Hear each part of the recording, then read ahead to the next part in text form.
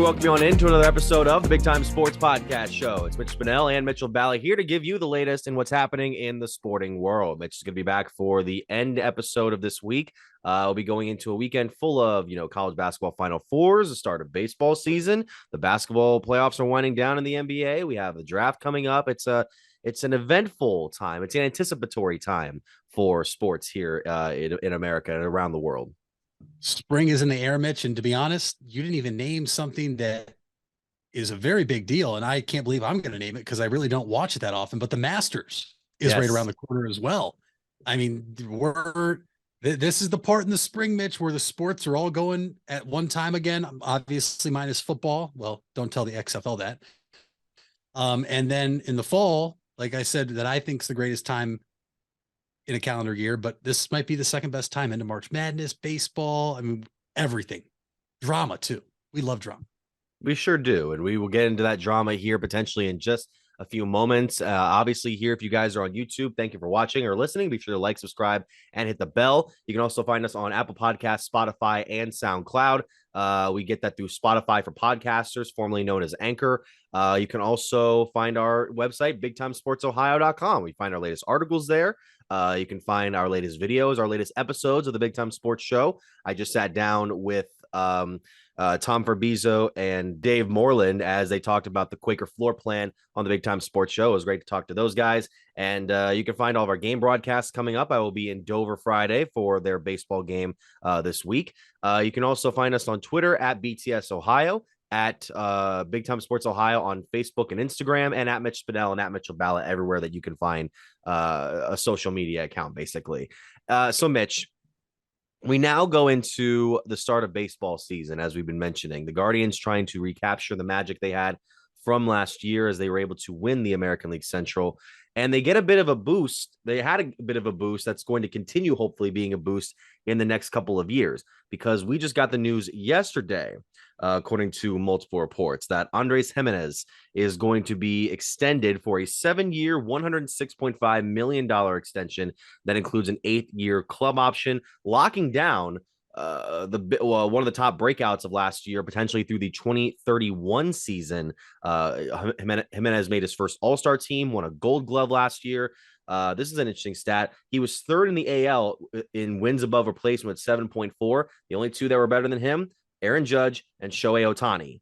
And this deal will start in 2024. So the Guardians still have the last year of his current contract to work with. And it's a very fascinating move that the Guardians are making. Remember, this is one of the guys that came over in the Francisco Lindor trade when Cleveland could not give the deal that the Mets gave him in $340 million. So, Mitch, it's fascinating to see that even with that trade, which at the time, like, say what you want about Lindor, the man's a generational shortstop, infielder, generational player. This kind of looks like Guardians might have been playing some chess when everyone else was playing checkers on this one. Absolutely. And Mitch, you typically, speaking to that Lindor trade, typically whenever a trade is made, it's always who is the winner and who is the loser of a trade. Mm-hmm. Mitch, I think both teams won here, right? Yeah. I think everybody involved won here because you look at Francisco Lindor, obviously one of the top shortstops in baseball. He wanted paid, deservedly so. The Mets were willing to pay him. They go get him. They pay him. He's locked down. He'll be the face of their franchise for probably the rest of his career. The Guardians, on the other hand, knew they were not going to be able to extend Francisco Lindor and said, okay, let's go get some guys that can help us. And Rosario and Gimenez were at the top of the farm system or just brand new into breaking into Major League Baseball for the Mets. And they said, let's get these guys. The first year, Mitch, it didn't look good for either side. Lindor didn't play that well in New York. Rosario was like, is he an outfielder? Is an infielder? Gimenez at shortstop. Last year, though, they broke through. So much so that Lindor lived up to the contract in New York. And Andres Gimenez was the starting second baseman in the MLB All-Star game. You mentioned third in baseball and wins above replacement, and now they reward him. And he's still so young, Mitch. He is 24 years old. So by the time this deal runs out, he'll be 31, 32, depending on that 8th-year option. And he could still get paid again. So there's a lot of people that are like, oh, these young guys shouldn't sign these contracts. They can, because if they outdo their contracts, Mitch, they can get paid again. And so this is a huge step in the right direction for the Guardians, a huge win for Andres Gimenez. So just breaking it down on Spotrac right here, some people said, oh my gosh, they overpaid for him. This is absurd. Listen, with the contract of $106,500,000, he is the third highest paid second baseman in terms of value. Marcus Semien is first at over 175 million, and Jose Altuve is second at 163,500,000. In terms of average, he is just slightly above the fourth place DJ LeMahieu. He is making $15,214,286 a season. Mitch, to me, for an all-star shortstop that had the season that he had and still at the age of 24, if he continues to improve like you would hope these young players do, this could end up being a steal. And I say that because we are so accustomed in Cleveland here, outside of Jose Ramirez, to not being able to afford and retain good players for a long period of their career. And so by the Guardians doing this, I think the reason it happened is Jose Ramirez last year. Jose Ramirez, one of the top, if not the top third baseman in baseball. Obviously, defensively, it's Nolan Arenado. I'll never, ever argue against that. At this point, he'll probably win the most Gold Gloves ever in a career. But by Jose Ramirez taking the team-friendly deal last year, saying, I want to be in Cleveland. I want to win a World Series in Cleveland. I don't want to be anywhere else. Jimenez sees that. And now, Mitch, it turns the page to where do the Guardians go next? For me, it absolutely needs to be locking up Steven Kwan. Because as much as I love Amed Rosario, Mitch, it seems he wants paid. Listen, never going to bash a player about his money. It's his life. Take care of your family however you want to, especially when you have these players from other countries that a lot of them came from nothing. So money really does change not only their immediate family, but generational wealth is what it is. But if you can get Steven Kwan now, there's already reports that the Guardians have talked to Trevor Stephan, one of the relievers for the Guardians. Now, Amed Rosario's agent has been talking to him. The thing with Rosario, and the reason I mentioned that, Mitch, is Andres Jimenez did play shortstop for his respective country in the World Baseball Classic this spring. This could easily be a transitional move for the Guardians to where Jimenez becomes the shortstop moving forward if we cannot retain Rosario, or you can just say second base is locked down. We don't have to worry about prospects because we only have about 900 middle infield prospects in the minor league system that may take Rosario's spot. But Mitch, this is huge news. Much like Jose Ramirez's contract getting signed before the team left for Kansas City last year, this getting signed before the team departs for Seattle to open up the season. This is wonderful news, and hopefully it's the first of a few other signings the Guardians can make this season. A few other signings they could make, and a few signings they have made over the last couple of years. I love this one tweet here from Jensen Lewis on Twitter. Lindor's contract was $341 million, as we mentioned. In $331.5 total million, the Guardians have been able to lock down Jose Ramirez in a 7-year deal, Andres Jimenez in a 7-year deal, Josh Bell in a 2-year deal for 33, Miles Straw for 5 years, 25, Emmanuel Clase for 5 years, 20 mil, and Mike Zunino for a $6 million contract. That's 6 players you're able to lock down for at least this season, and you did it all with the financial amount of one guy for his entire career. That is such a calculated, months on end move from the Guardians that it kind of makes me really realize that we tend to sometimes underappreciate the front office that of the Guardians, that they're able to do, the scouting team that they have. And say what you want about the Dolans, I mean they have we've always been criticizing them about the tendency to underspend. When you make moves like this, it takes away some of that criticism for a reason, and it makes us kind of look at it and be like, hey, you know what? Maybe these guys do know what they're talking about. It's not just us wondering what the hell they're thinking. And I'm so happy you brought that up, because that's exactly the point I wanted to make. As critical as we can be as fans of the Dolans, and Mitch, sometimes it is deserved for some of the players we have seen leave Cleveland early because we know we are not willing to pay them what they want or what they are worth. Chris Antonetti and Mike Chernoff, and it really started with Mark Shapiro back in the later and early stages of the 2010s. What our front office has been able to do, Mitch, is remarkable. There's a reason that this team, when you look around baseball and these other teams are rebuilding year, the Guardians' rebuilding years haven't been nearly as long as some of these other teams. Look at the Detroit Tigers, Mitch. This is a team that was dominant for about a 4-year run, and now they have not been able to recover. They've been one of the worst teams in baseball. The Oakland A's are much like the Guardians, but they can't make the moves that the Guardians have made. And listen, whether it's the front office people at the time were then poached by other teams, that could be a reason. But what Chris Antonetti and Mike Chernoff have done in Cleveland is nothing short of remarkable.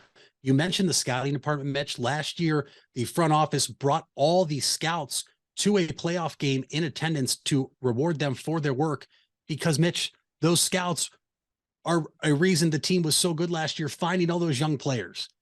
And it's awesome. And the other thing I'll mention is don't forget, we do have a minority owner and his money is going to kick in here soon.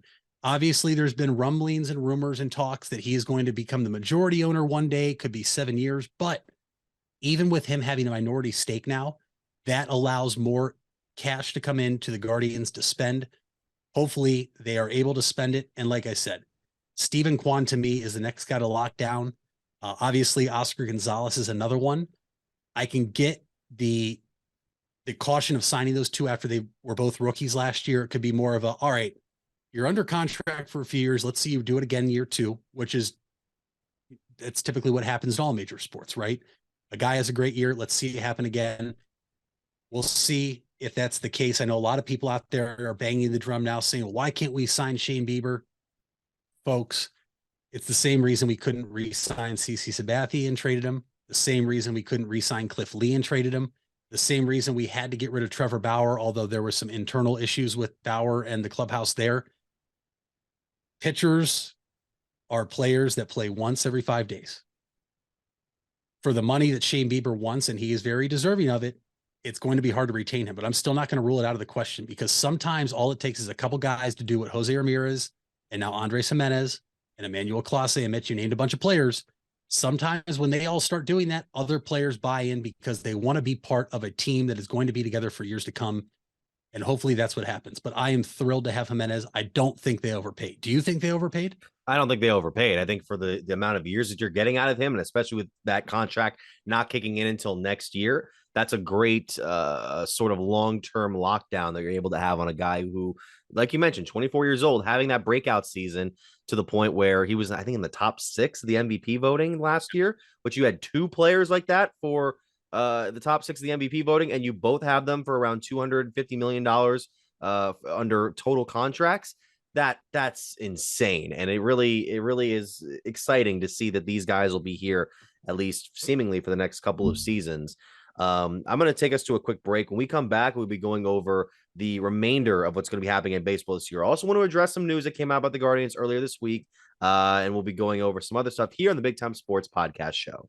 Hey there, folks. This is Mitch Spinell, and I want to give you guys a quick message regarding 988. If you don't know what 988 is, it was created to make it easier to remember how to get help in the event of a mental health or addiction crisis. This is different than a medical, fire, or police emergency where 911 should still be called immediately. 988 connects you with Stark County's Crisis Center, which is equipped to help people in emotional distress or experiencing a mental health or addiction crisis. So remember, 911 for medical, fire, and police emergency help, and 988 for support in overcoming a mental health crisis in Stark County. Buying a home has never been so affordable with record low interest rates. Hartzler's Quality Housing is ready to put over 40 years of experience to work for you. Family owned and operated since 1978, Hartzler's has a wide selection of model homes on site with a knowledgeable team to help make your new home a reality. Open 6 days a week, visit them off I-77 in Dover or online at hartzlers.com. Hartzler's Quality Housing. Quality from start to finish. You deserve the best. And at Ferris Chevrolet, Buick, Cadillac, Toyota, that's what you get. We consider you, the customer, to be part of our family. Anybody can make promises, but when you visit Ferris, you get the Ferris deal from a Ferris wheel. So if you're looking for a car, truck, or van, think Ferris.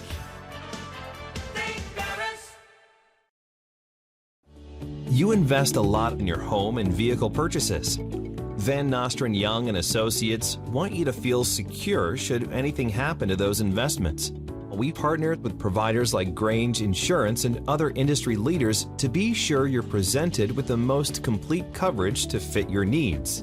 Because we're not only here to protect the items you invest in, We're here to protect your future as well. Call Van Nostrand Young Insurance in North Canton at 330-497-1867.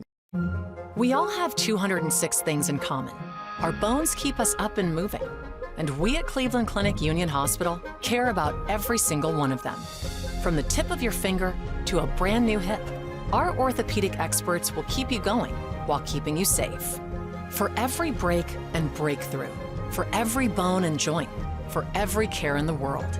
Get the care you need when and where you need it. Visit unionhospital.org. Wendy's without the Wendy's app is like Nugs without the sauce. Or a Frosty without the fries. Or a hamburger without the fresh beef. No! Level up. Get the app to order ahead, order delivery, earn free food, and get app-exclusive offers. One app, all the Wendy's. Offer for a limited time at participating Wendy's. Terms apply. App registration required. Fresh beef available in the contiguous U.S., Alaska, and Canada. Vive Auto Sales, located on West High Avenue in New Philadelphia and Cleveland Avenue in Canton, is a used car dealership committed to getting financing for everyone. We give every customer that walks in our showrooms a prime buying experience, no matter their credit score or financial situation. Current inventory can be viewed at www.wefinancenow.com. Check out our Facebook pages for the most up-to-date information about upcoming events and promotions happening at Vive Auto Sales. Get out of the dugout and onto the field with help from Velocity Sports. Velocity Sports is a baseball and softball training academy with locations in North Canton and Canal Fulton. Our new Canal Fulton features 10,000 square feet of training space with 6 cages for hitting and pitching and a large commercial weight room. Velocity Sports will sharpen your skills and get you in the starting lineup. For more info, go to velosportsohio.com. And we welcome you back here on the Big Time Sports Podcast Show. Mitch Fidel, Mitchell Balla. Let's get into now our preview for the upcoming 2023 Major League Baseball season. We've already gotten off to a great start in the baseball year with the World Baseball Classic. Now we're getting into what hopefully is another great season of one of my personal favorite sport. So now we've been talking about the Guardians for the past couple of minutes with the Andres Gimenez deal, but I want to start off with the AL East. We go from East, Central, West, and then we do it all over again with the National League. Then we go to the playoffs. This one is going to be interesting this year. I think it's going to be a close race. I don't think it's going to be a blowout between any particular teams. I do think there is one team that's going to reach ahead in the standings, and that is going to be, as much as people don't want to hear me say it, the New York Yankees are going to be the division champions this year. I think they have a great rotation that is a little bit injured right now, but when it's healthy, Garrett Cole, Carlos Rodon, Luis Severino, Nestor Cortez, that's a hard 4-man rotation to beat, especially when you get down to those later months. And the Yankees still have that pop in the lineup, not just in the likes of Aaron Judge, but we've seen Anthony Volpe, who's been named the starting shortstop in his rookie season. So it could be a very interesting year in New York. Yeah, and I'm happy we started with the AL East, Mitch, because when you look around baseball, obviously every major news outlet, website, and reputable source for the most part puts out their predictions. There's been a lot of talk and a lot of love for one team that I just don't understand why it's there, and it's the Toronto Blue Jays. I knew you were going to say that. Yep. You need to prove it to me first. And the Blue Jays, let me say this. They're a good team. I'm not taking anything away from them. You have to slay the dragon first. And Mitch, for a majority of our lifetime, the dragon in the AL East has always been the New York Yankees. Obviously, the Red Sox had that window for a little bit. The Baltimore Orioles in there a few years, the Rays. But let's halt the talk on the Blue Jays. If the Yankees are healthy, Mitch, they are still the team to beat. You have the American League MVP winner and Judge. You mentioned Garrett Cole, Nestor Cortez, Carlos Rodon there now. The bullpen still some question marks, but Mitch, the talent they have there. And it'll be interesting to see how Aaron Judge plays. Not just because of the contract he got, Mitch, but because he's coming off the record-breaking performance of breaking the AL home run record in the season last year. What type of pressure is he feeling now after that season, combined with the big contract the Yankees gave him? Does it bother him? I don't think it does. He seems like a player that, although he's in New York and as critical as New York media is, especially on the Yankees, I think he'll be able to deal with it. But I'm happy you and I are on the same page here. I think the Yankees are the team to beat in the AL East. And I actually put the Tampa Bay Rays at number 2. This is a team, Mitch, that I feel like always gets disrespected. A team that people always, oh, it's the Rays. They're bottom of the payroll. They only have a couple guys, Mitch, they made the playoffs last year. And that was without Tyler Glasnow up until the month of September.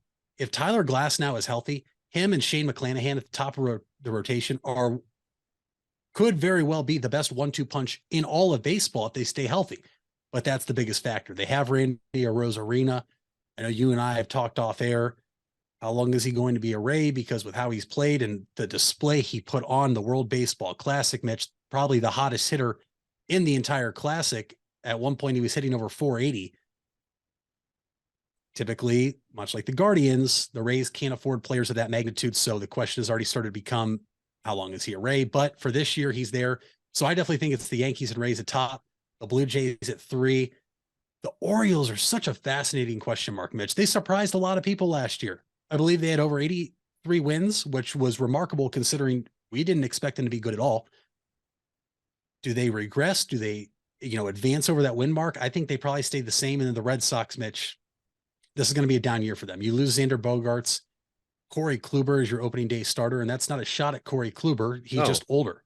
He's at the tail end of his career. And for him to be your opening day starter in Boston, it just really kind of says our rotation is not anything special. Really, I don't even know if you could say formidable. But at the same time, it is Boston. They've done this before. They have guys come up that you really aren't ready for. They actually have a player, which the name is escaping me, that they have from Team Japan in the World Baseball Classic that will now be over here this year. Whether he's on the major league roster in the minors, we'll wait and see. But I just can't see the Red Sox or Orioles really vying for anything when it comes to the postseason. Yoshida is who you're thinking of, correct? Yoshida, yep. Yes. Taka Yoshida, yes.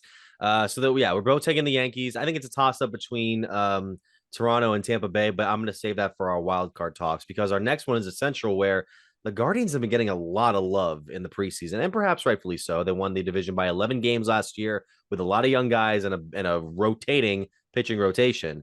So it makes you wonder when all these guys are healthy and set again, what are they going to do against the likes of the White Sox and the Twins? To me, the White Sox are the one team that I'm kind of scared of. I'm kind of scared that they'll make a run here with the first-year manager, Pedro Reifol, and they still have a couple of guys that can do some good things. What is the biggest factor, Mitch, that could lead to the White Sox, in your mind, shocking the Guardians in winning the division, like the Guardians did to Chicago last year? Health. And I mean that on both sides, both for the White Sox and the Guardians. Mitch, the White Sox have a very talented rotation. Dylan Cease, Michael Kopech, and Lucas Giolito. But the big thing for them in years past is Kopech and Cease have not been able to stay healthy. If those two stay healthy with Lucas Giolito, which we've seen before, Mitch, he can be a dominant pitcher. That is a front line of the rotation that may be the best in baseball when healthy. People also need to remember, though, Mitch, Jose Abreu is not a White Sox anymore. He is gone. He signed in Houston. This is an AL MVP that is now with the Houston Astros. They signed Andrew Benintendi for, I believe, was the largest White Sox contract they've ever given out to a free agent, which is interesting. Benintendi, I think, is a very good player. He's never going to be the most feared player in the lineup. I also do think, and anybody that's been following us along since we started this last, fall, I was very critical of Tony La Russa. I said he was a huge factor of why the White Sox were held back. I think the coaching change and getting a younger manager in there that can connect with the players and isn't falling asleep in the dugout is a big factor for them. And if they stay healthy, Mitch, I think it's a 2-team race in the Central between the White Sox and the Guardians. Obviously, health, though, plays a factor on both sides. The Guardians have the best manager in the Central and all of the American League in Terry Francona. So I think that weighs in their favor. The Tigers and the Royals, it's more so who's finishing third or who's finishing fourth, who's finishing fifth. The Twins are interesting. I don't know what to expect out of them. This was a team last year. It was really the White Sox and Twins going into the season, Mitch, and the Twins just fell flat on their face. Yep. I do think they're going to be a little underrated. I think still them having Carlos Correa now back after that whole saga of he was a Giant and then he was a Met and now he's back with the Twins is a big bat in the middle of their lineup. I think the rotation could actually surprise some people too. We'll have to wait and see if Byron Buxton stays healthy. They could be a very good team, but can Byron Buxton stay healthy for a season? We have yet to see him stay healthy for a full season, so we'll have to play the waiting game there. Well, speaking of healthy, really quickly, before we get to the rest of them, Tristan McKenzie being out for possibly 8 weeks with the shoulder injury that was reported a couple of days ago. I mean, how big is that early on in the year? Because Hunter Gaddis is going to be reportedly filling in that spot in the rotation with Xavier Curry coming up to fill in the bullpen. It hurts. I mean, there's no way around it. It definitely hurts. I am okay with Cal Quantrill kind of sliding into that number 2 spot for the time being. Cal last year showed you he is more than capable of, being a front line of the rotation guy, obviously in that 3 spot.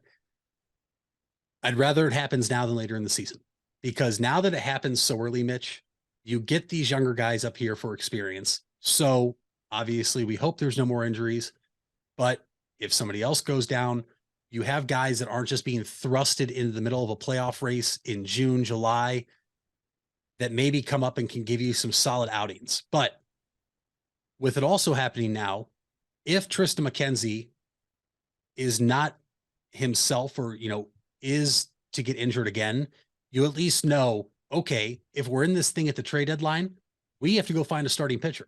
That is what the Guardians are going to have to look for, assuming everything else goes according to plan in their lineup and in their bullpen. Gaddis pitched last year a couple of times. So did Curry. I was at Curry's debut actually against the Tigers. As a 5th starter in the rotation, Mitch, I don't think there's anything wrong with it. Like I said, hopefully it's only 8 weeks. We miss McKenzie. And if that's the case and he comes back and picks up where he left off last year, the Guardians should be able to overcome a few games if they were to drop them early here in the season, but it is a big loss. Yeah. I mean, we had guys like Kirk McCarty and Brian Shaw as a 5th starter last year at different points throughout the season. So I don't necessarily think it's a huge loss.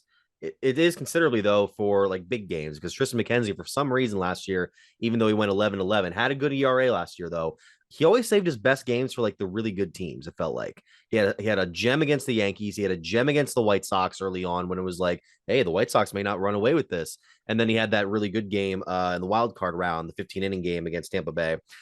So yeah, that'll be kind of a tough one, but I'm sure they'll figure it out. All right, for the West in the American League, it's going to be Houston, even though they had 2 major losses, one long-term, one short-term, somewhat short-term. Jose Altuve's injury in the World Baseball Classic will cause him to miss the next couple of months.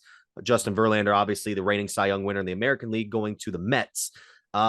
Even then, the lineup's still really good. The rotation's still pretty solid. I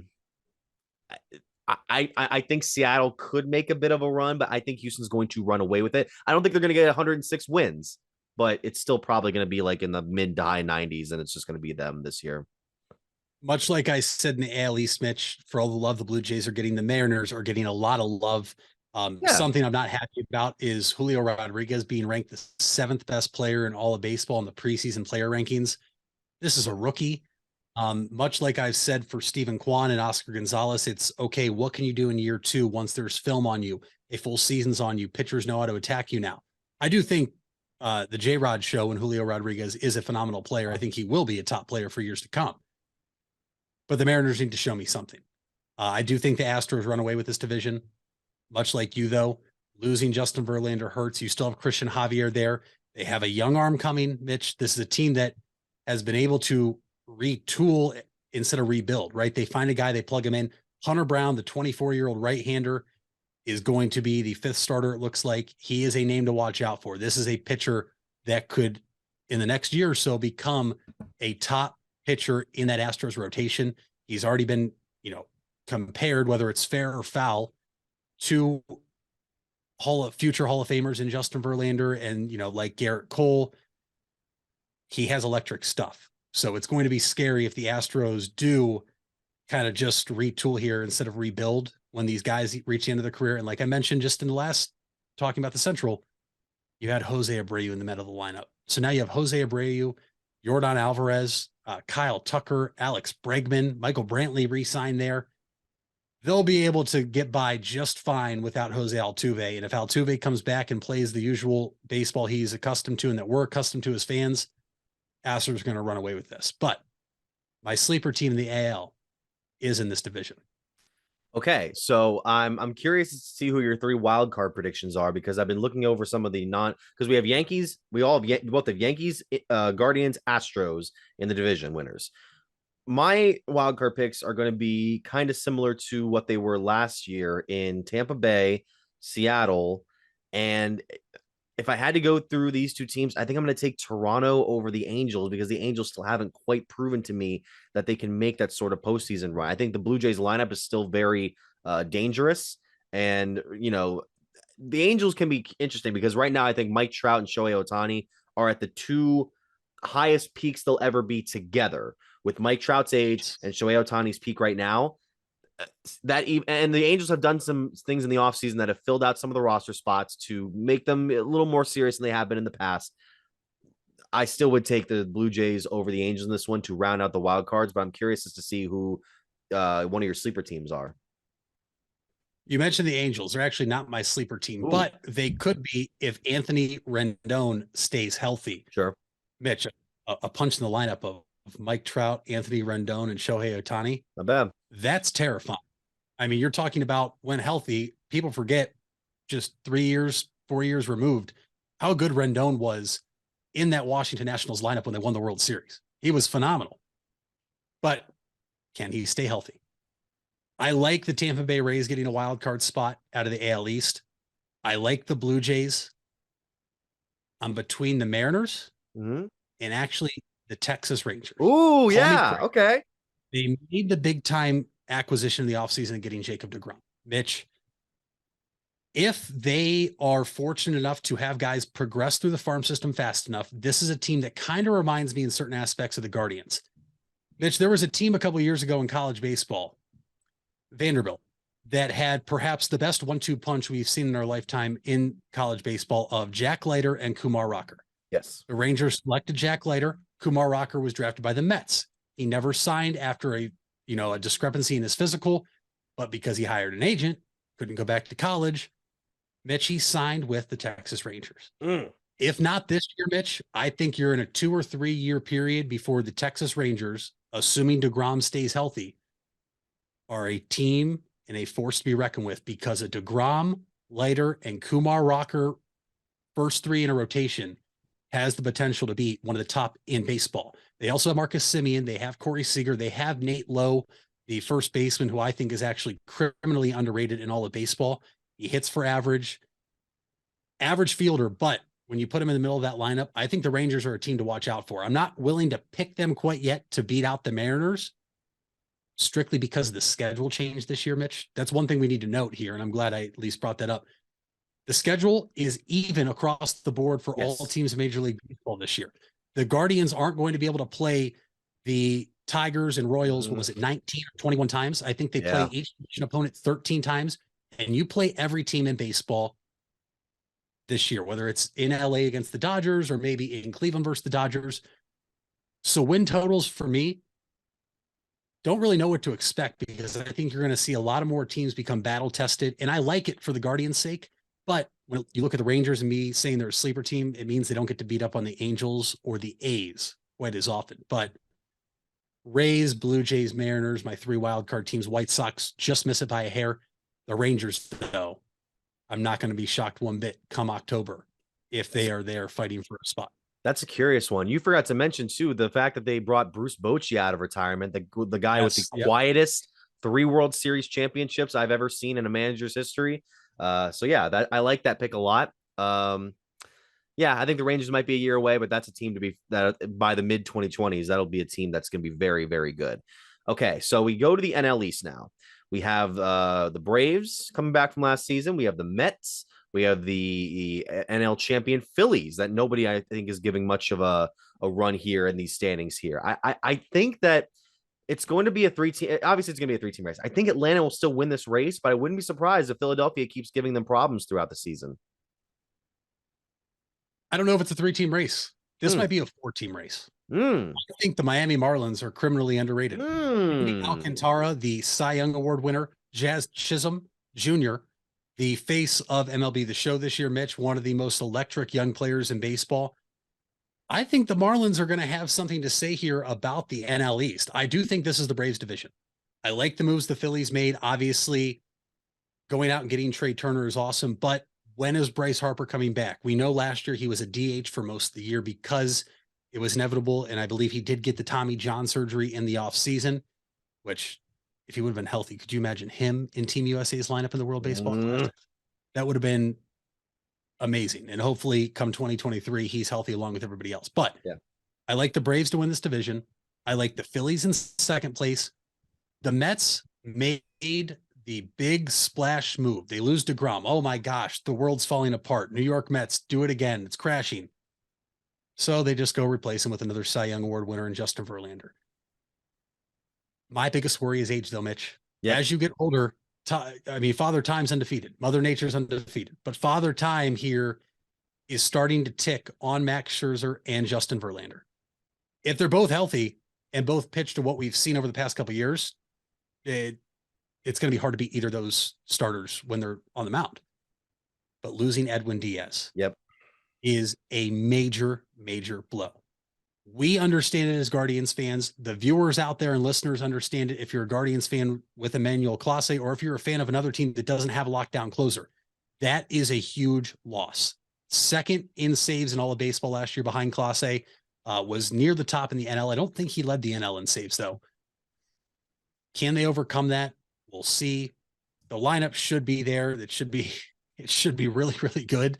We'll wait to see what happens. I just don't know if I can buy the Mets just because, Mitch, much like they say with the Guardians, oh, they're cursed. Are they cursed? They might be. Who knows? But as far as the Nationals, Mitch, the Nationals are in full rebuild and tank mode. This could be one of the three teams battling for the worst record in baseball this year. It was first a couple things. Number one was Kenley Jansen. Was the leader in saves last year in the National League for Atlanta, and it feels like, and Jose Quintana is also a loss for the Mets as well. And the Phillies really got bit with the injury bug this offseason too. Not only will Bryce Harper not be able to start the season on time, but Rander Suarez and Rhys Hoskins going to be out for significant amounts of time. Hoskins probably out for the entire season with his recent injury. I think this is Atlanta's division to win. If the Marlins can get on a hot streak like the Guardians did, then maybe. But and I also love your point about the age with Scherzer and Verlander, because I think it was Tim Keown who had this writing here. The Mets with their two aging aces appear to be built more for the rigors of a 7-game series than a 162-game regular season. NL Central's go ahead. For context here, in case viewers don't know, Verlander is 40 years old and Scherzer is 38. For teams and fans and viewers to expect them to stay at the level they're at. Yeah. Yes, they've done it a long time. So you can say that's why you expect it. But once again, when you're approaching this age, the velocity is going to dip eventually. We've seen it before, though. Pitchers can dip in velo, but establish more control. We'll see if that happens. But your first two starters in your rotation, a combined 78 years old, that's a big worry. And also, what happens here in the next 2 years when they're probably out of baseball? We'll see. We'll see indeed. Is the NL Central the Cardinals division to lose? Yes. You don't think there's any team that can really catch up to them? I think the Brewers. I think it's the Brewers here. I think the Brewers are the second best team. I actually think that if you're looking for a player, if you are into futures bets on respective betting sites, please gamble responsibly. 1-800-GAMBLER, 21 plus and over. Corbin Burns, Mitch, a former NL Cy Young Award winner. The reason I mentioned this name, he went to arbitration this year. And for us being Cleveland baseball fans, whenever players go to arbitration, we generally never see it actually go the full way. The Guardians and the player typically settle. Corbin Burns learned the hard way. He went to arbitration. It was taken to a court and he lost. Mm-hmm. And what happens there is that, for people that don't know what arbitration is, a player thinks he's worth this much. A team thinks he's worth this much. Mm-hmm. Typically, you meet in the middle. The Brewers weren't willing to pay Corbin Burns what he wanted, so it went to court, and the court ruled in the Brewers' favor. But what happens when you do that is the team tells you why you're not worth that much, what's wrong with you, why you're not good enough to make that much. And it's very personal. We get this as a business, Mitch, right? We're fans of a team in a business. But Corbin Burns was very hurt. He took to social media and explained that. This is a pitcher, Mitch, when healthy, is one of the top pitchers in the National League. Expect him to have a breakout year because he wants paid, and I believe he either will be paid after this season or be traded at the deadline and potentially be the top target for anybody in baseball trying to make a postseason push, because it does not seem there is any way possible, much like the Ravens, Lamar Jackson, that they can repair this relationship. So if he pitches like the Cy Young Award winner he is, but better, this team can make a run with the Cardinals. Obviously, Christian Yelich, former MVP there. But after that, the Pirates aren't doing anything. No. The Reds are simply not doing anything. The Cubs, I don't know. The Cubs kind of made some moves, but I don't know how much better it made them. Getting Dansby Swanson, obviously getting Cody Bellinger. I almost said Chris Bryant, but I knew that wasn't right. I mean, if Cody Bellinger regains his MVP form, maybe. Sure. If Dansby Swanson picks up where he was in Atlanta, sure. But the rotation and bullpen in Chicago just isn't good. I think it's the Cardinals division to lose. Brewers are a team that'll fight with them and may be fighting for a wild card spot. I also wanted to throw out Brandon Woodruff and Freddie Peralta as a tandem that could be good in a rotation for Milwaukee, if they can keep up with St. Louis. Then now in the NL West, we had the kind of we might have a changing of the guard, as the Dodgers are kind of being undersold as the second best team in their division after the San Diego Padres run to the NLCS last year. I'm very curious to see where San Diego stacks up. I'm going to take them in the West, but I don't think it's going to be a runaway like some people are expecting that I've seen on preseason writings. This is hard for me. The Dodgers, Mitch, have been the face and the force of not only the National League West, but the National League. Obviously, a couple injuries. Dustin May is back after a full season off of Tommy John surgery. They have Tony Gonsolin. They get Noah Syndergaard.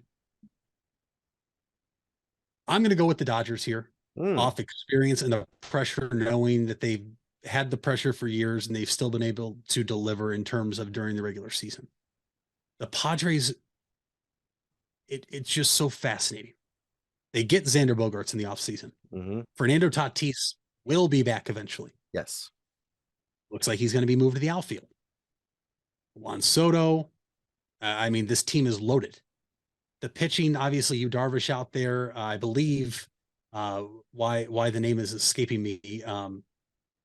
Who pitched in the playoffs against the Mets, that they looked at his ear because it was shiny. Blake Snell? Well, they have Blake Snell. No, Joe Musgrove? Musgrove. Yeah. Remember the Mets called timeout because he had a shiny ear. They thought it was substance. Are they built to hang with the Dodgers in terms of rotation? And they aren't going to get to beat up on the other three teams in this division that I just think are not very good whatsoever. So I'll take the Dodgers here to win the West, but the Padres' offensive lineup may be a reason they can overtake the Dodgers. Oh, for sure. For sure. The Dodgers, I think, are better suited for the long term compared to all the massive contracts that San Diego has. But it's unfortunate when you have situations like Gavin Lux, who's supposed to be your starting shortstop, young guy, and then he's lost for the entire year. But I'm going to take San Diego. That's where we differ. I'm going to go San Diego. You take LA. And then my National League wildcard picks, I think I'm going to go Mets.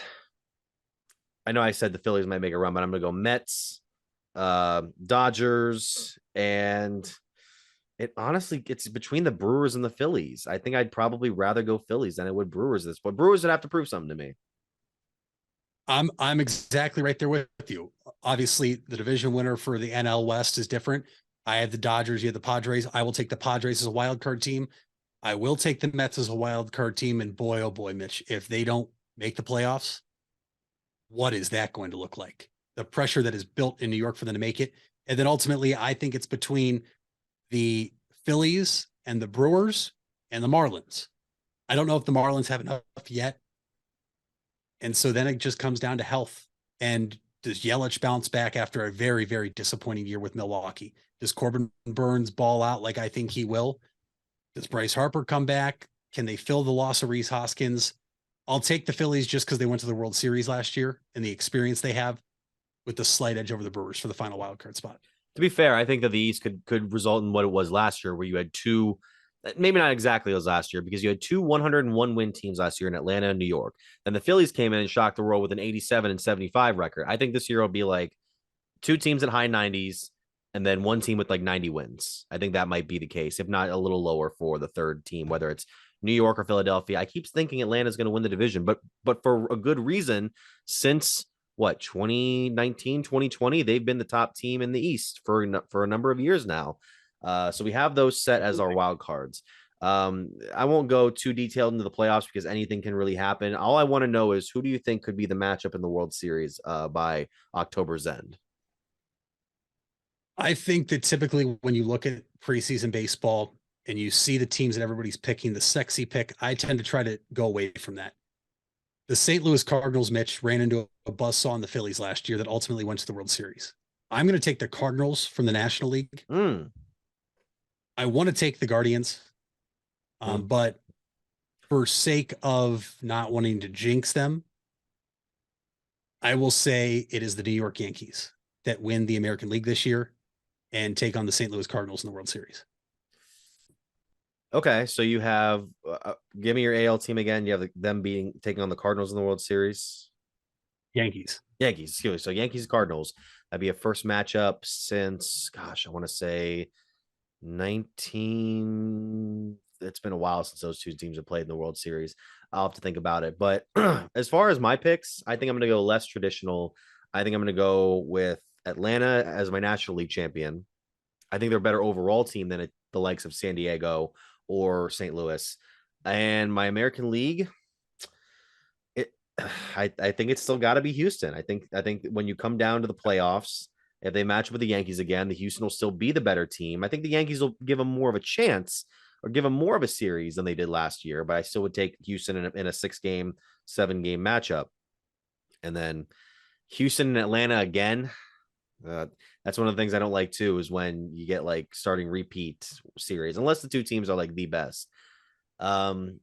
Probably go with Houston this time in the rematch, but if you had to choose between Yankees and Cardinals right now, which one would you take?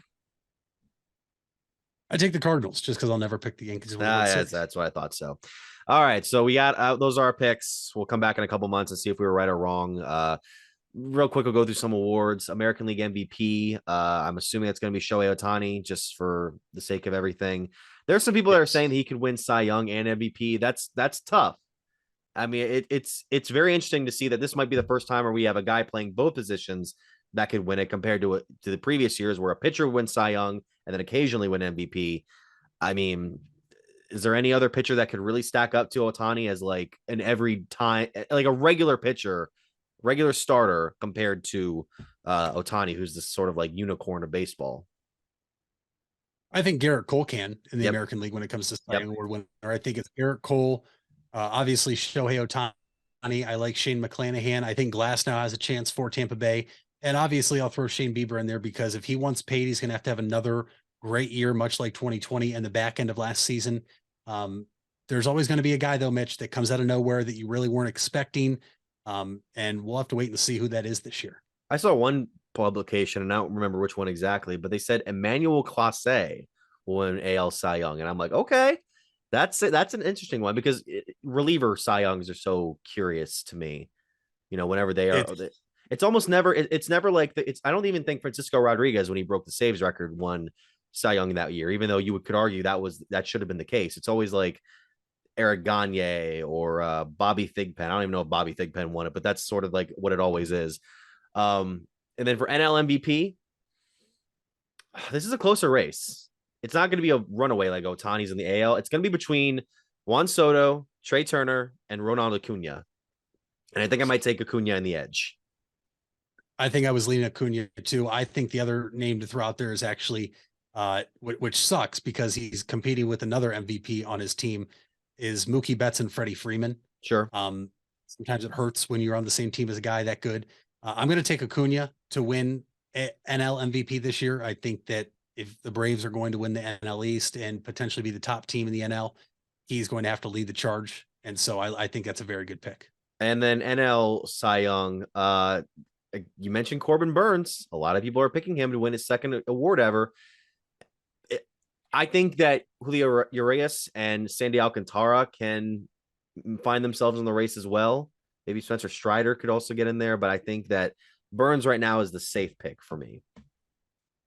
Yeah, I think it's Corbin Burns, just because I think this is, at the same time, Mitch, he could flop this year because the pressure that he feels on his shoulders, because he knows he will more than likely When I say that, I mean 99.9% likely not be back with the Brewers next year.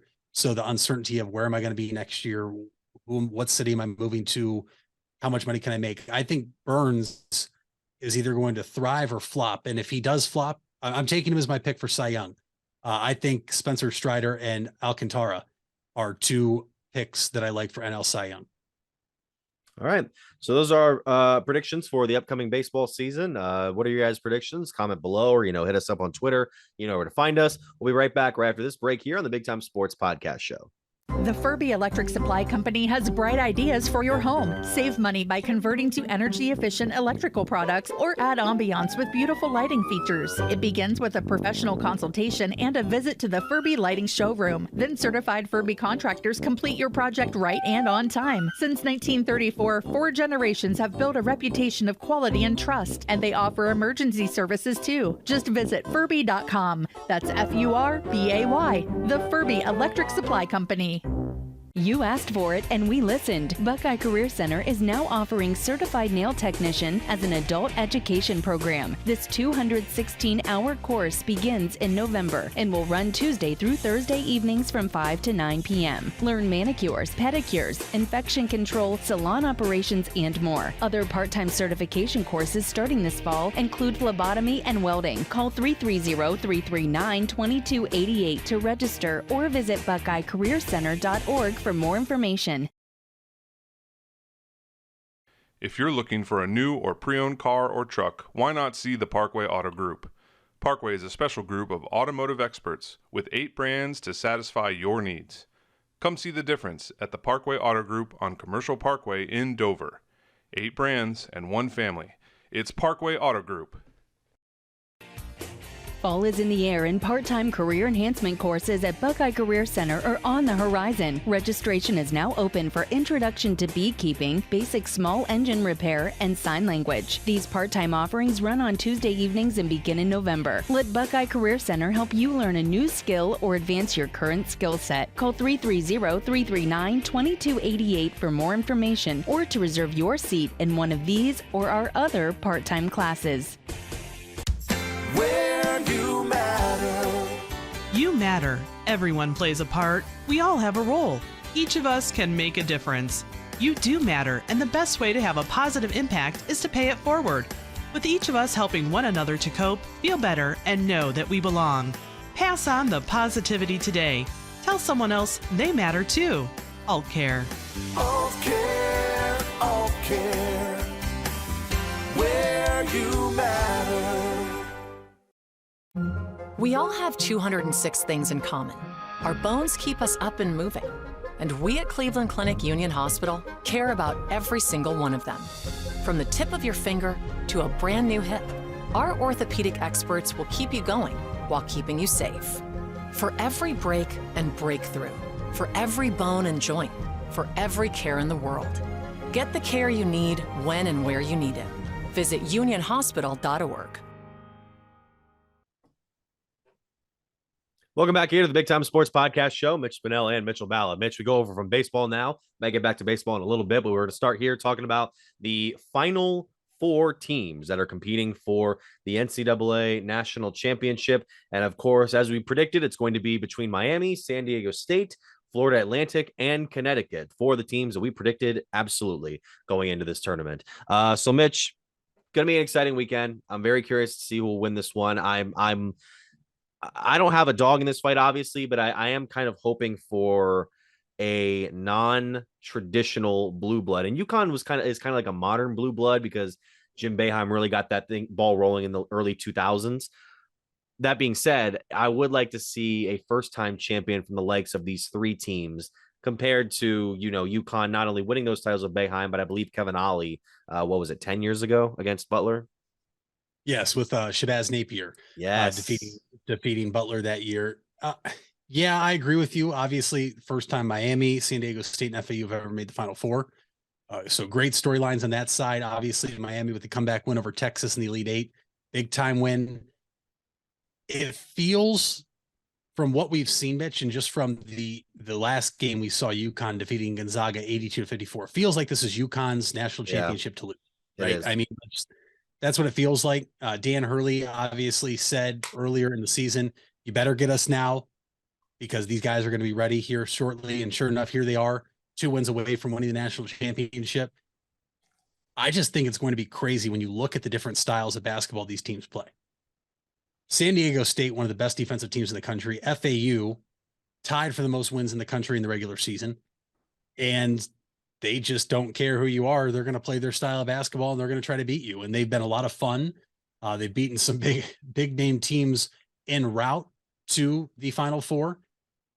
There's a lot of people though, Mitch, that think that Miami versus UConn is the real national championship, saying, whoever wins this game will probably, beat the winner of San Diego State, Florida Atlantic. That is not a gimme. When you're one of the last 4 teams standing, you're there for a reason. Even if you had an easy path, you still have to go out there and execute and play your style. I'm excited to see what happens. I don't have a dog in the fight either. I do think UConn beats Miami. I just have absolutely no idea what to expect between San Diego and Florida State. I don't even know. Do you take the team that's very senior and veteran heavy in San Diego State, or do you take Florida Atlantic, who showed you that they are one of the better teams in the country, and obviously 31 wins before the tournament started says that no matter what conference they play in? I don't love that same sentiment as you. It's just that Connecticut versus Miami, it gives the same vibe as when everyone thought that Houston versus Louisville in '83 was the real title game, and then NC State proved that wasn't. For my prediction, it's going to probably be Connecticut, and then against Miami, and then Florida Atlantic versus San Diego State could be anything at this point. I think for the safer bet, I'd go San Diego State. Even though I thought that they barely made it out alive against Creighton. I know that some people said it was the right call to be made, but it was just an unfortunately timed call.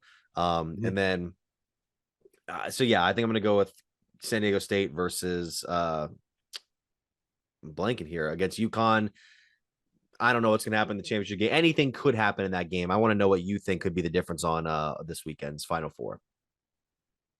I think the factor that could really catapult a team to win it all would be San Diego State's defense. Obviously, their games haven't necessarily been pretty. They're really, if you're talking about the look test or the eye test, the game they played against Alabama was very, very fascinating. They shut down the number 1 overall seed, obviously Brandon Miller, who was a projected lottery pick in the NBA draft in the summer. Can San Diego State's defense hold up for 2 more games?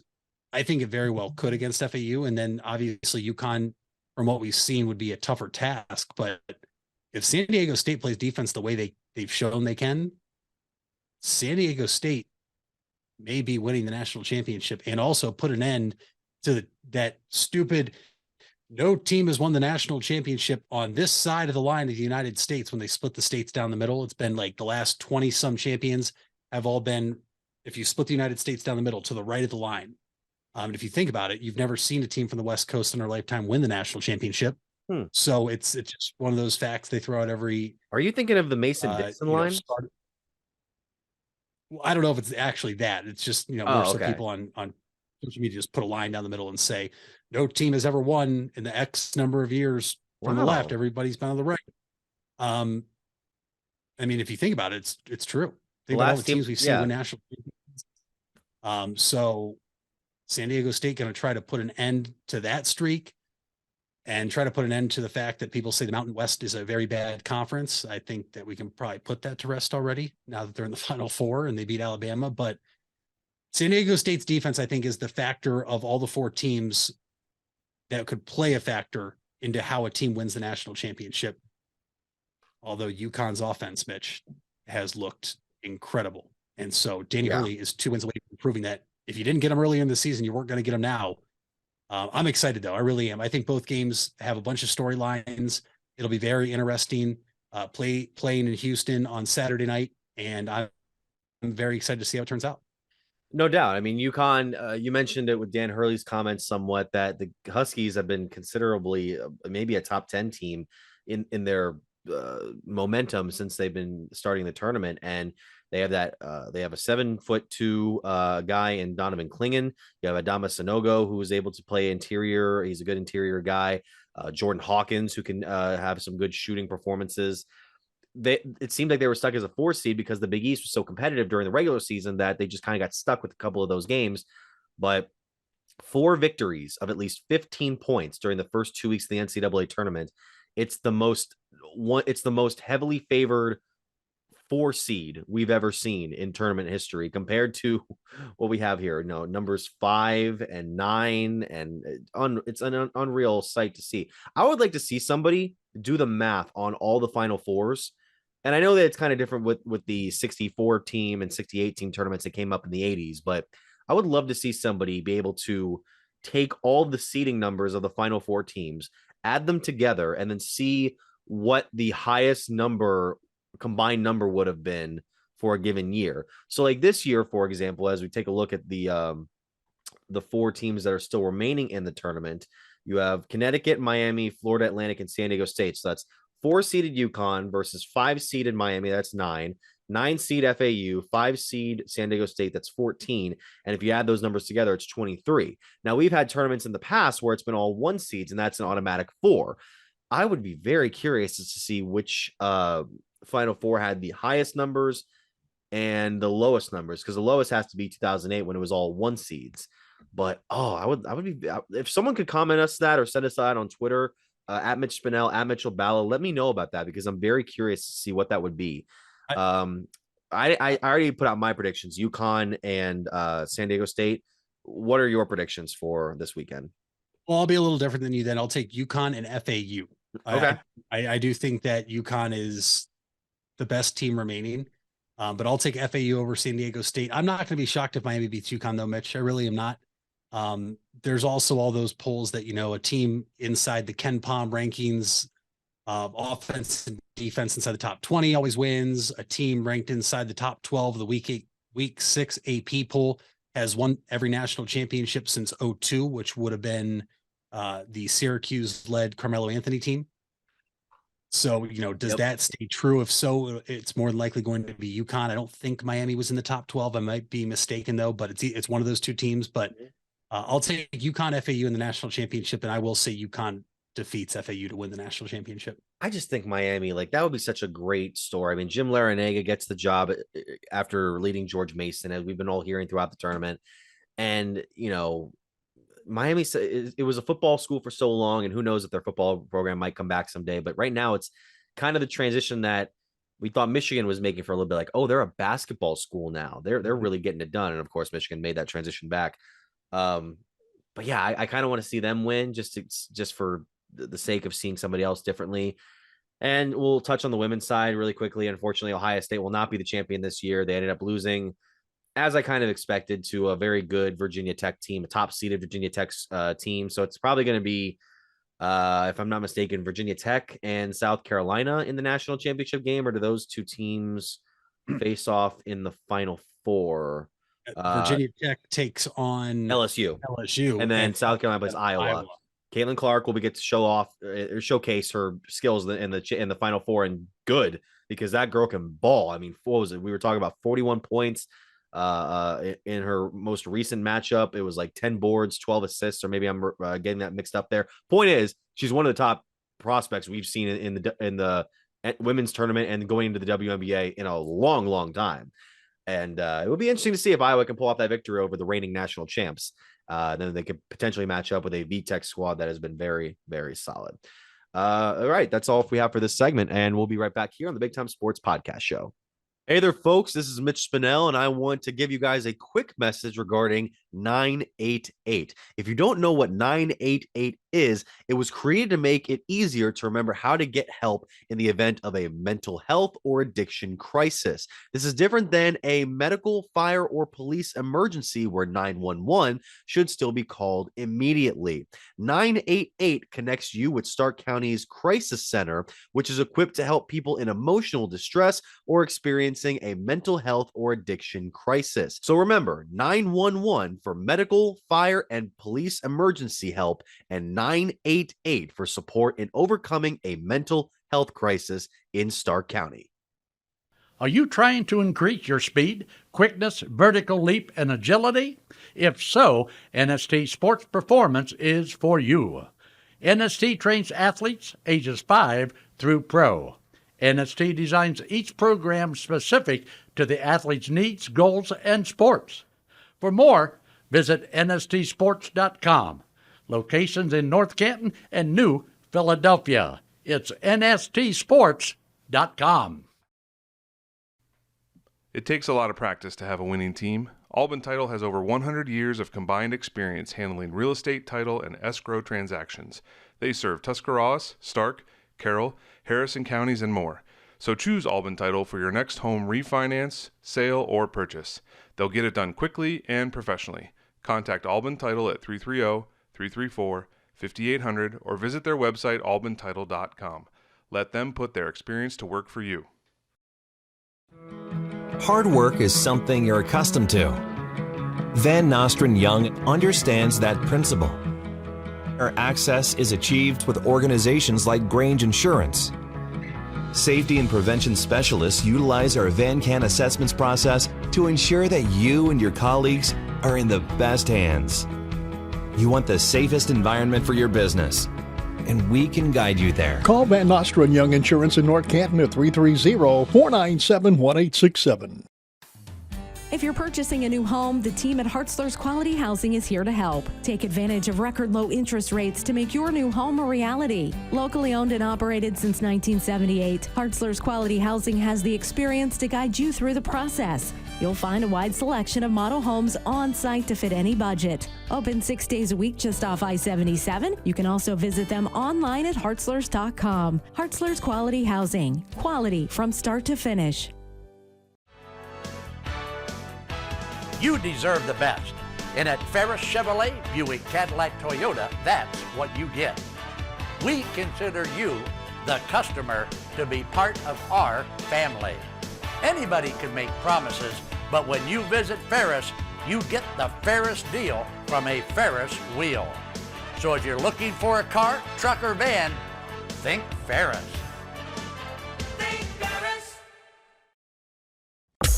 Wendy's without the Wendy's app is like Nugs without the sauce. Or a Frosty without the fries.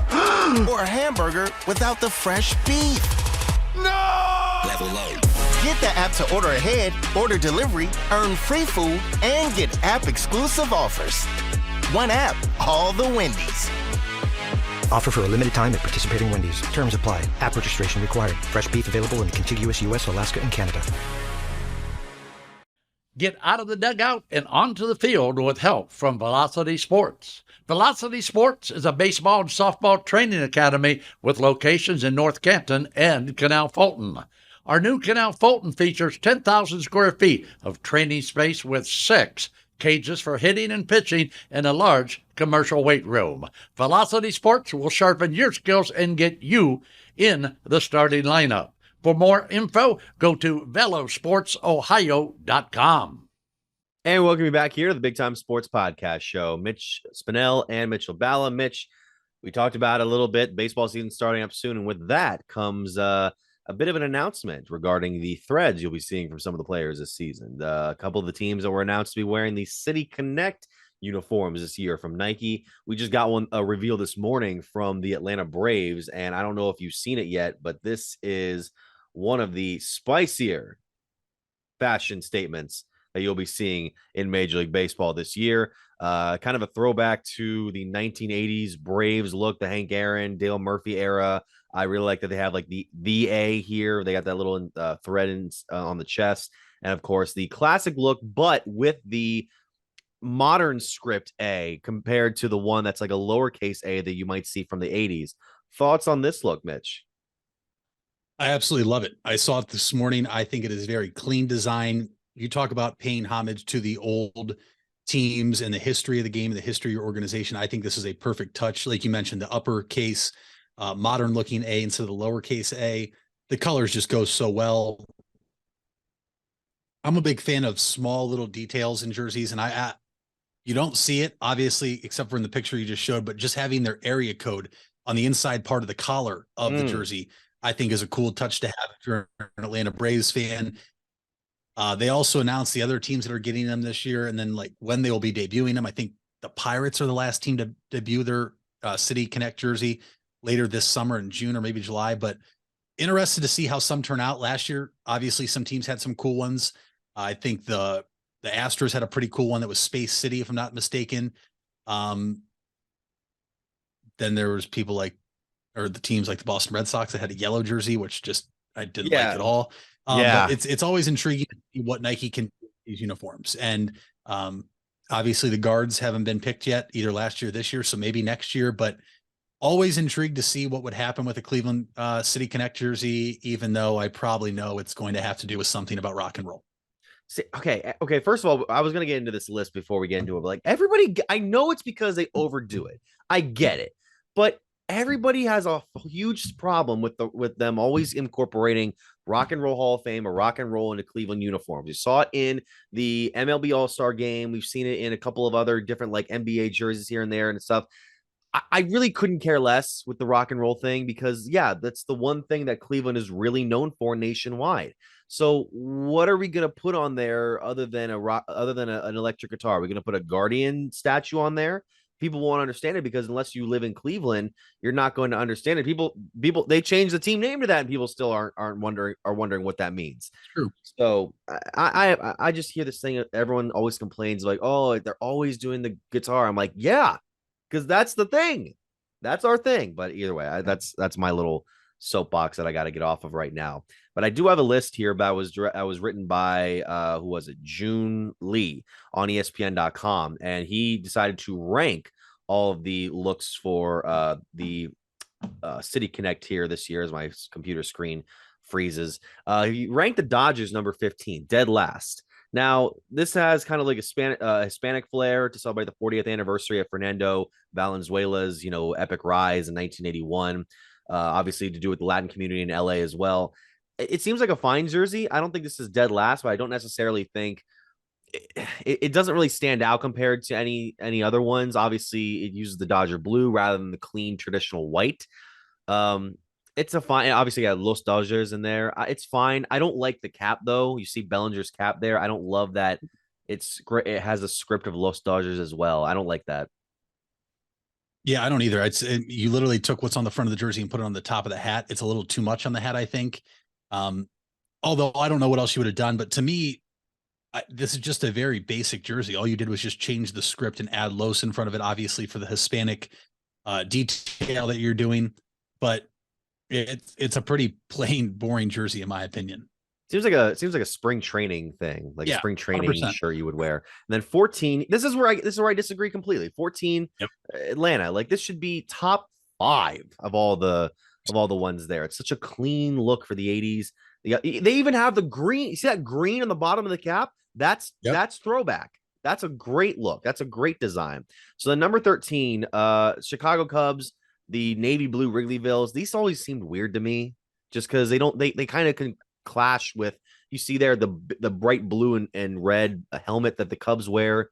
I don't know. I've never loved the design of it. I like the name Wrigleyville, but it just doesn't really have that right look to me.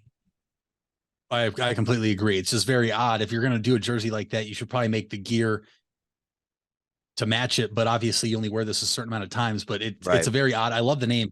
To your point, the color scheme there is just it's tough. The uniforms leaked ahead of their formal reveal and received a largely negative reception from fans, many of whom felt they were boring compared to the rest of the City Connect series. I don't know if they're boring, but they're just not. I don't feel like they match very well. And then Kansas City here. Now, Kansas City, I believe they're the ones who are bringing back the royal blue uniforms this year, and I'm a big fan of that. These ones, I don't know if the Navy's quite there. I don't like the logo on the chest. I don't like the sort of stripe design of the letters. I don't know. It's just kind of, it looks a little too modern compared to like the classic Royals logo we know. Yeah, I think I have a bigger issue with the color scheme here being the Navy, obviously, and we know the Royals are obviously for the powder blues that they're bringing back for their full-time uniforms. I like the logos, but maybe instead of having it on the chest, keep it on the hat. There are on the right sleeve, I think, with the crown on top. Mitch is a very unique and different type of logo that I actually like in the sleeve, but maybe the one on the chest is a little too much, but it's more so that the navy blue there too. I'm not a fan of. Yeah. And then number 11 here, San Francisco. I've always liked this one. I know some people criticize it for too much orange, but I like that they have like the Golden Gate Bridge sort of fading in on the shirt, and the Giants G is very clean. I think it's a very clean look, which is what I really like among City Connect shirts. 1000%, Mitch. To me, I don't think there's anything better than an all white uniform you can do with a little color scheme like they did here. You mentioned the cloudiness of the bottom of the GE with the Golden Gate Bridge there on the sleeve. Then I think it is one of the cleanest looks in all of baseball. I don't understand the hate it got last year.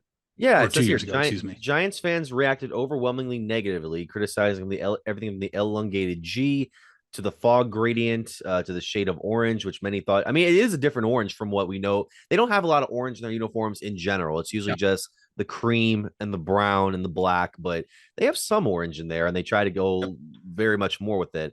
I think it's a good one. And then Brew Crew, number 10, Milwaukee Brewers. I like that they use the old school logo, old school colors. I like the name Brew Crew. I just wish they maybe incorporated the classic glove look, but I think they don't do that because it's the everyday logo now. It's not the same as what it was in the 2000s. Correct. I like the look here. I think Brew Crew is just an awesome name to have on the front of your jersey. So I liked this jersey a lot in the City Connect series. Yeah, that's a fine one. Number 9. This was one of my favorite ones from last year. The LA Angels kind of throwback cream and red look. I really like the script Angels. The cap is really nice. Yeah, this is one of my personal favorite ones. And there was one section here. A portion of the Angels fan base also noted that the team, during an 11-game losing streak on the official release day, had not won a game since the uniforms leaked on Twitter. So that was basically LA's excuse for not having a good team. But no, these are one of my personal favorites. Big, bold, and still clean looking. I absolutely love this one too. Absolutely. Number 8, Space City. You mentioned the Astros one. I don't like the name Space City as much. It's interesting to have like really dark navy for all of your uniform, like a softball team. The hat's kind of cool. It's got like the sort of Astro design around the H. I mean, and the script of the Space City is nice. I don't know if you can't call it anyone else. Maybe here's the thing. You can't call it this because of what's happened to the guy in his PR, but like Astro World, that would have been a much better name than Space City, I think. Yeah, I think the issue you run into there is it trademarked, which probably is. Yeah. I like it because there's nobody else in baseball that can use it. And they're the only team in all professional sports that can get away with that. And it's why I always wonder when Cleveland's come out, whenever it is, probably in 2024, is it going to be rock and roll related, or are they going to go back to the basic like we saw with the Cavaliers with something involving the land? Yeah. Obviously, not many other places can be called the land. So it's always unique when you have cities that have other nicknames or something like that nobody else can have. So I like this one. I actually did. Yeah, I'll go through some of these here a little quicker. Number 7, Arizona. This is one of the worst ones. I don't like the muted white. I don't like the serpentis on the front. I really wish Arizona would embrace the throwback of their original colors, the purple, that green and white that they used to have. They don't do that nowadays. And I understand why, because it's a very dated look, but at the same time, that's in the wheelhouse for City Connect uniforms, and you can make a different design with it. I just wish they had gone to that rather than this. This is probably bottom for me. Yeah, I'm not a fan of this one at all. Though I actually have a throwback Diamondbacks hat because that color scheme is so cool, to your point. And so, yeah, these to me were a gigantic L. Number 7, it's his list. I mean, it's fine. Number 6, these are the ones that you mentioned, the Boston Red Sox one. I don't love the fact that they're not wearing red. I get the point, which is supposed to be like, I know the team had blue as a primary color at one point, and they tried to pay homage to the Marathon and Patriots Day, and I believe it's like the not the subway system, but it's basically based on that. It's not a bad look. I just don't love that the fact doesn't have red. It's like the complete contrast of red socks, and you're wearing what are the socks on this uniform? Are they blue or are they yellow? I can't even remember because it doesn't have a picture here. That would make sense. I can't imagine them getting away with yellow socks. Yeah, and it's also not the same blue that they use in the primary Boston Red Sox logo. That's the other issue I have with it. To me, Mitch, this is bottom 5 in the City Connect. I don't like these at all. Yeah. Wait, this is fascinating. The Red Sox were the first uniform in team history. Oh, the first uniform in team history. I thought that was first uniform ever. I'm like, that doesn't make any sense. Number 5, San Diego Padres. Doing a little too much here. And I'm a fan of like the Miami Vice NBA jerseys, but this feels like it's doing a little too much in comparison to the fact that we got back the brown uniforms last year. I really like those. As far as a City Connect though, if you want to like make it a Baja California thing, I'm fine with that. But it's just, I don't know. It kind of feels like it's going a little too far with all of its color. This still feels to me like this should be a Miami Marlins jersey. I just think that the Padres could have easily done something else here.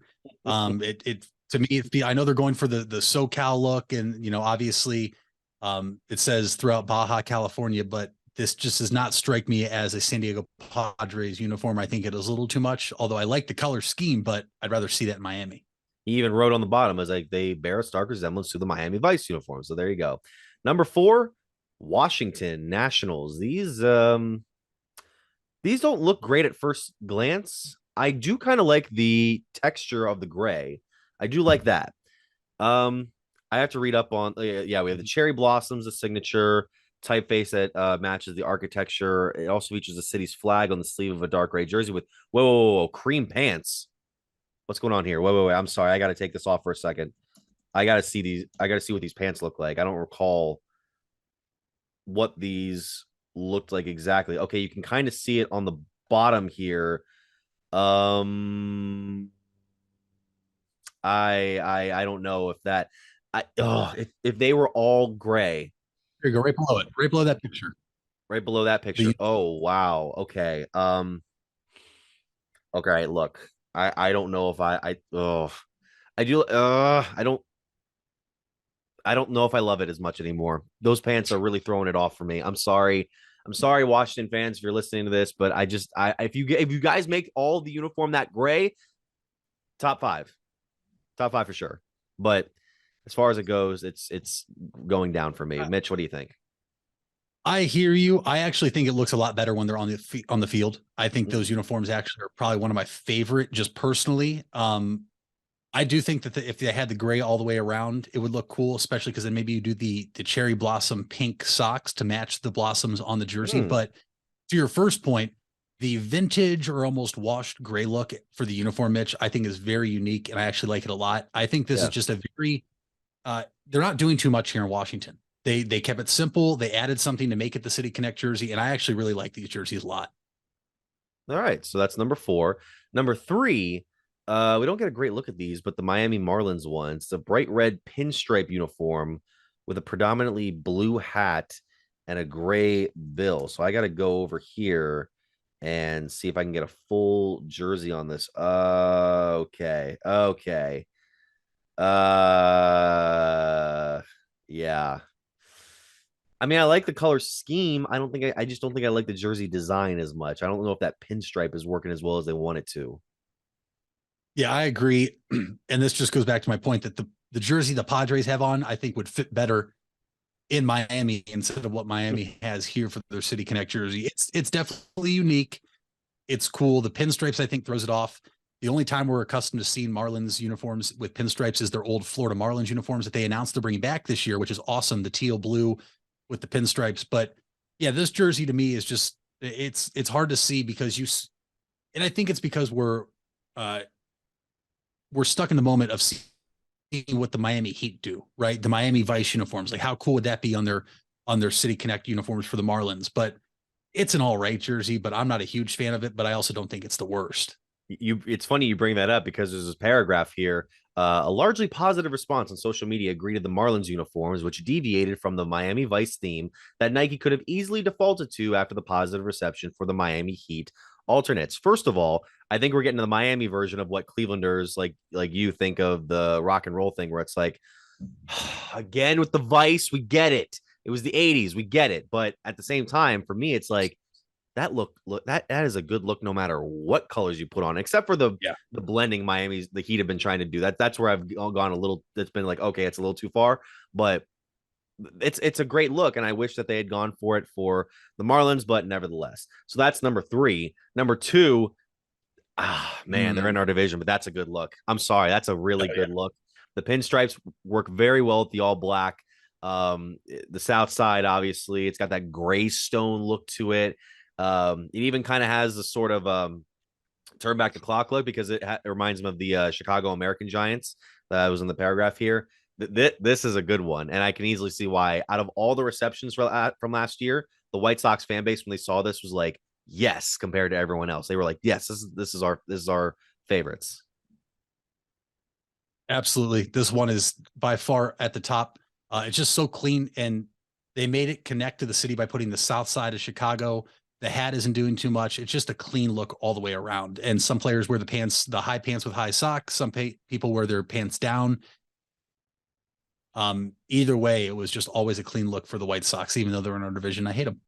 They actually were the first team to experiment with non-white pants for the City Connect uniforms, and I think it really paid off well. The only thing is, I think that Southside hat could be an S, maybe 2 S's. Doesn't have to be, what is that, CH or whatever, but CHI maybe. CHI, I would think so. But you know what? It works out pretty well. No one's going to see the hat as much as they will the uniform. So that's number 2. So that leads us to our number 1, and I like this one, but the Colorado Rockies, like Rocky Mountain High sort of uniforms, they're very unique looking. I like that they kind of have the white shoulders kind of clashing down with the rest of the jersey, which is that sort of Kelly green.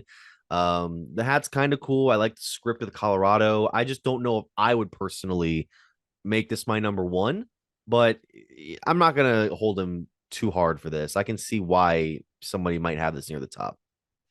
Yeah, to me, the design of the jersey and the design of the hat are probably deserving of being number 1. It's more so the color scheme, but I just it's hard for me to disagree with the color scheme, but at the same time, it's like, okay, why couldn't you do something more light blue? I mean, you have Coors Light that's out there that obviously embraces the Rocky Mountains, cold as the Rockies. And now here you are, the Colorado Rockies, maybe make something a little more, similar to the Coors Light logo, if you're going to get away from your primary purple, black, and white logos. But I don't hate them at all. Obviously, they went with the green pants the entire way. But to me, the design and the lettering and the embroidery is obviously top tier, as well as the hat. It's just more so the green, I guess. I get it. I'm obviously not from Colorado. I don't live near the mountains. But I think that's probably the only issue I have with the uniform. Yeah, I should correct myself. It's not Kelly green, it's a pine green they went for. And I thought you were going to go with like a purple, which would have made them look like the 90s Utah Jazz uniforms, where it was very like clashing along with the mountains. The blue would have been kind of interesting. I don't know if Major League Baseball wanted to like associate a uniform with like a beer, but especially one that some people don't like. But I can see where they were going with this design. I think it's a very interesting one. But yeah, that's pretty much all. That's all, the whole list. Out of the jerseys, I don't know if you saw the full list today. Out of the teams that are getting jerseys this year, if you saw it, which team are you most excited to see what their jersey looks like? I think I had did I not have the list here? If I can find it. Trying to 6 more. Oh, here we go. 6 more MLB teams: Atlanta Braves, April 8th; Texas Rangers, April 21st; Seattle Mariners, May 5th; Cincinnati Reds, May 19th; Baltimore Orioles, May 26th; and Pittsburgh Pirates, June 27th. This is tricky because I think that some teams can. I mean, Atlanta right now is the number 1, but it's because they're the only one that has revealed it. But it's going to be a hard jersey to top. I think that Cincinnati or Pittsburgh might be my personal most excited, because they're such classic designs that I'd like to see somebody do something really good in such a classic theme, or a very basic sort of clean design with those, compared to something like Seattle or Texas, where I think they're going to be a little more brash, a little more outlandish with their designs, and that's not a bad thing. I mean, we saw some of those ones that we really like, but I think that those are the ones where if you use the colors right, you get a good design, you could be making something that'll make me want to buy your uniform, even though I have no otherwise interest in your team. I completely agree. I think the Reds and the Pirates are the two I'm most intrigued about. I think the Reds, you could do a very old homage to like the Big Red Machine that they were called in the 80s. I think they could do something cool with that. All I know is this. I obviously dislike Pittsburgh sports teams heavily.